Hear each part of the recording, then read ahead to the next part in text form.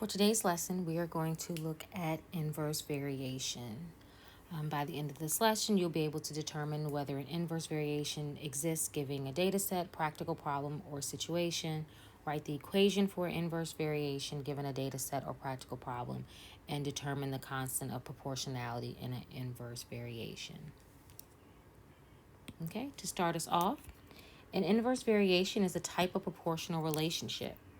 The equation looks like y equals k divided by x, where k is the constant of proportionality.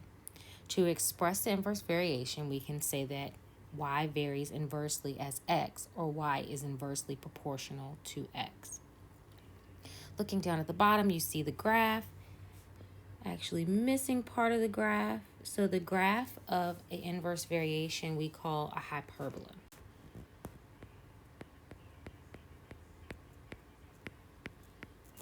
All right, so you don't have to actually graph it, but you can see why it's called inverse, because you can see that the graph is going in opposite directions. Okay, I think my copy kind of cut that off, so make sure you add the other part of the graph. The equation is y equals k divided by x, and we can also get it find the constant from the table by multiplying the x and the y's.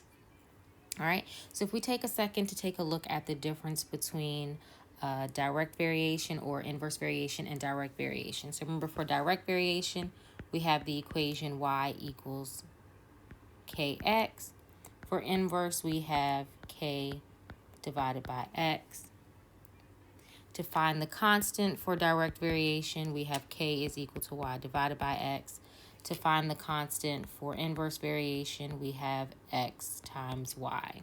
We can also take a look at the graphs. Remember, the graphs for direct variation, and I will change the color, is linear and goes through the origin, even though my graph did not go through the origin very well. And then for inverse variation, it is inverse. Okay? To make a little bit more sense when we start actually working on some problems looking for direct and inverse variation. All right, so for question 2, it says determine whether the table represents a direct variation, inverse variation, or neither. Show your work.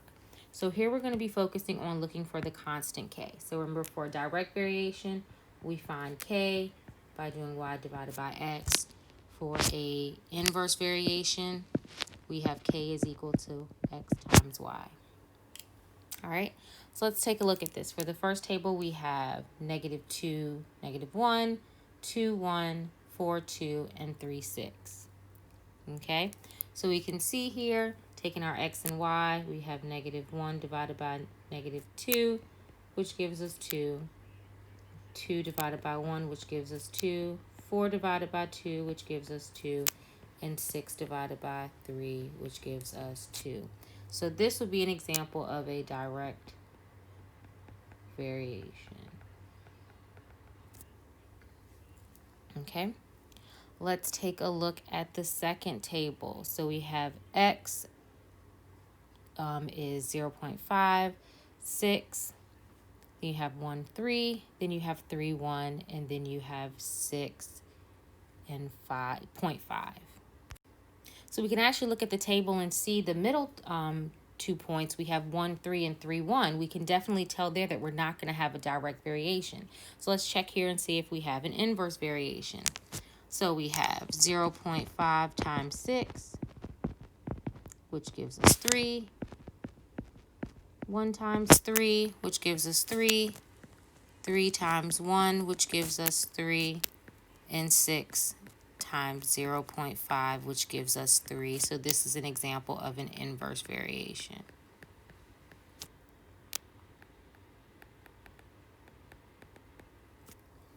All right, and for the last example, we have 2, 10, 5, 4, 8 times 2.5, and 20 times 1. So we can sit here and look at the first two terms. We have 2, 10. If we do 2 divided by 10, we get 1/5. If we do 5 divided by 4, we just get 5 divided by 4. Even if we multiply, we have 2 times 10, which is 20, 5 times 10, which is 20, which is 20, and 20 times 1, which is 20. So we have 2 times 10, which gives us 20, 5 times 4, which gives us 20, 8 times 2.5, which gives us 20, and 20 times 1, which gives us 20. So this is an example of an inverse variation. Okay. Taking a look at number 3, it says, do the graphs below represent a direct variation, inverse variation, or neither? So remember, a direct variation has to go through the origin. So looking at A would represent neither because, again, it is linear, but it does not go through the origin. Therefore, it is neither. For the second one, for B will represent an inverse variation. So we're only looking at the positive values on the coordinate plane. So this will represent an inverse variation. C will represent a direct variation because it goes through the origin.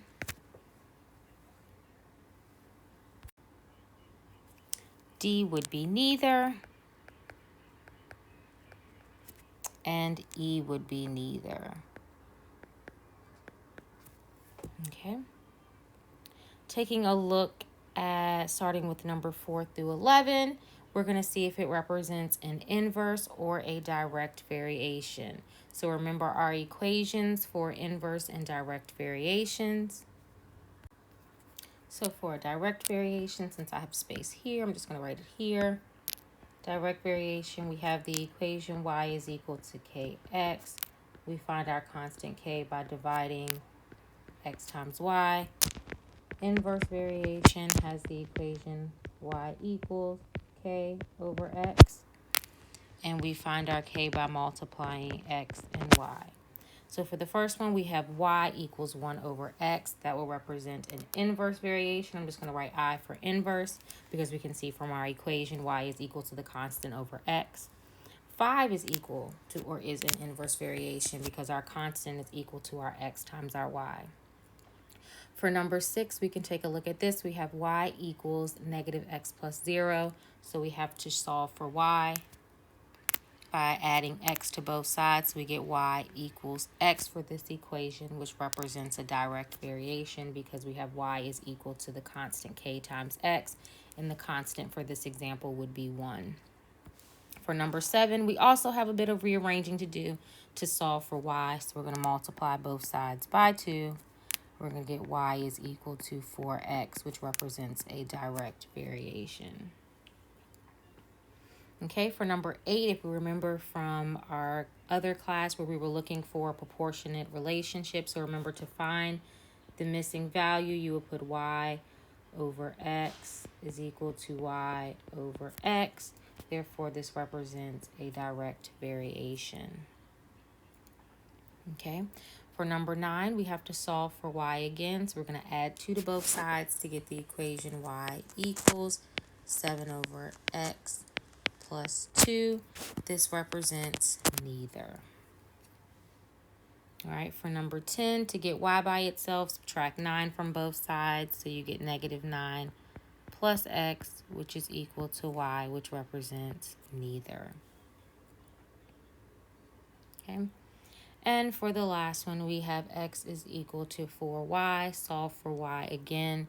We get x over 4 is equal to y, which again represents neither a direct or inverse variation. For number 12, do the points below represent a direct variation, inverse variation, or neither? So again, we're going to take a look back at how we find our constant. Remember, for direct, the constant is equal to y over x. And for inverse variation, the constant is equal to x times y. All right, so taking a look at the first one, I have 12, 4, 9, 3, 6, 2, and 3, 1. So looking at it as a direct variation first, let's see. We have 4 divided by 12. Oops. 4 divided by 12, which gives us 1/3. Okay. We have 3 divided by 9, which gives us 1/3. 2 divided by 6, which gives us 1/3. And 1 divided by 3, which is equal to 1/3. So this is an example of a direct variation.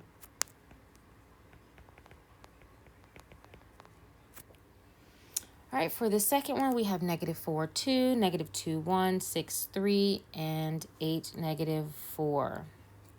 So taking a look here, I have 2 over -4, which gives me -1/2. I have 1 divided by a -2, which gives me -1/2. We have 3 divided by 6, which gives us 1/2. And -4 divided by 8, which gives us 1/2. Excuse me, -1/2. All right. And for this situation, this would be neither, because if you see, the constant of variation differs. Even if we look at it as an inverse variations, we multiply them together. So I'll do that over here in this little box.